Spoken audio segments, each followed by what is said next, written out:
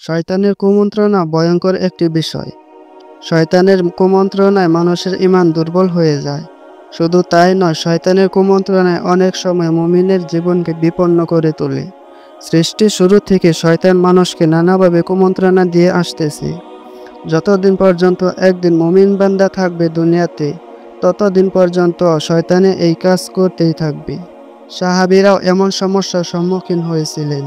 হযরত আবু হুরায়রা রাদিয়াল্লাহু তাআলা আনহু হতে বর্ণিত, সাহাবীদের একটি দল হযরত রাসূলুল্লাহ সাল্লাল্লাহু আলাইহি ওয়াসাল্লামের কাছে এসে জিজ্ঞাসা করল, আমরা আমাদের অন্তরে কখনো কখনো এমন বিষয় অনুভব করি যা মুখ দিয়ে উচ্চারণ করা আমাদের কাছে খুবই কঠিন মনে হয়। হযরত রাসূলুল্লাহ সাল্লাল্লাহু আলাইহি ওয়াসাল্লাম বললেন, সত্যি কি তোমরা এরকম পেয়ে থাকো?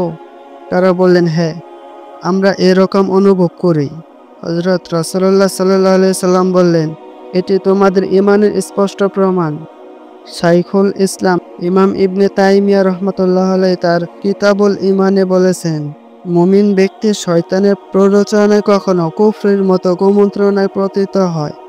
এতে তাদের অন্তর সংকুচিত হয়ে যায়। মুমিন ব্যক্তি এমন কুমন্ত্রণাকে অপছন্দ করা সত্ত্বেও তার মনে এমন চিন্তা আসা এবং তা প্রতিহত করতে প্রাণপণ চেষ্টা করা তার ঈমানদার হওয়ার প্রমাণ বহন করে।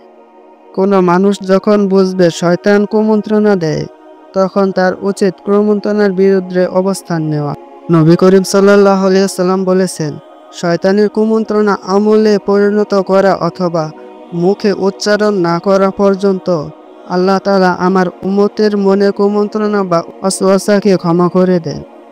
যদি প্রশ্ন করা হয়, শয়তানের কুমন্ত্রণা কি আপনি বিশ্বাস করেন, সেটাকে আপনি সত্য মনে করেন? উত্তরে আপনি বলবেন, অবশ্যই।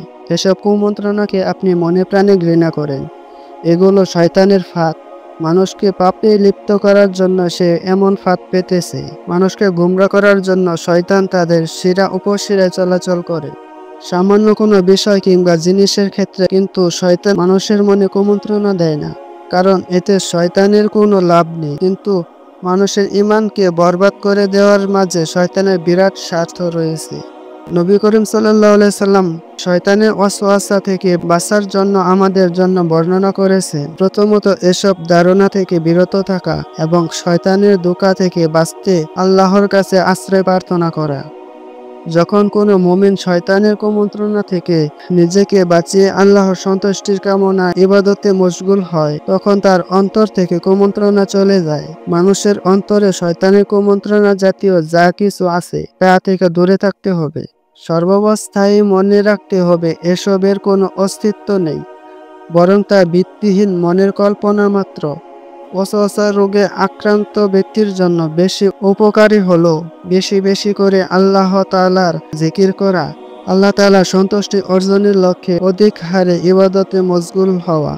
যখন মানুষ পরিপূর্ণরূপে ইবাদত বন্দেগীতে মশগুল হবে, ইনশাআল্লাহ এ ধরনের কুচিন্তা দূর হয়ে যাবে। এছাড়া এই রোগ থেকে রক্ষা পেতে আল্লাহর কাছে বেশি বেশি ফরিয়াদ করা।